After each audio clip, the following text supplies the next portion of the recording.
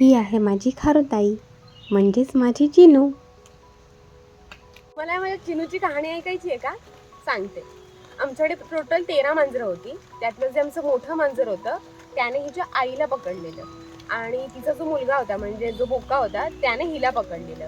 तर आम्ही हिच्या आईला वाचवू नाही शकलो, म्हणजे आमची जी मोठी मांजर होती ती तिला जंगलात म्हणजे असं बाजूच्या कंपाऊंडमध्ये वगैरे घेऊन गेली, पण हिला वाचवायला आम्हाला यश मिळालं. तेव्हा हे फार इटुकलं पिल्लू होतं, म्हणजे ज्याचे डोळेही उघडले नव्हते आणि बारकं ते बिचारे एवढूसं जीव थरथर कापत होता.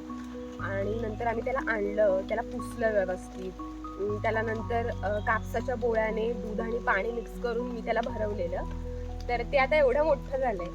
त्याला आता जवळपास 3.5 ते 4 महिन्याचं झालंय ते. आणि हे आहे आमचं चिनू. आणि आम्ही त्याला आता सोडायला बघत होतो झाडांवर वगैरे, पण ते जातच नाहीये. म्हणजे 3-4 वेळा प्रयत्न केला छोट्या छोट्या झाडांवर त्याला सोडून येण्याचा, पण ते जसं सोडलं म्हणजे आम्ही त्याला असं ठेवतोय त्या झाडावर तर ते लगेच हातावरनं अंगावर चढून येत आहे. तर ते जायला बघतच नाहीये. कुकू, लपाछपी कोण खेळतंय? अरे बापरे. मग कशी वाटली माझी चिनू? मला कमेंटमध्ये नक्की कळवा हा.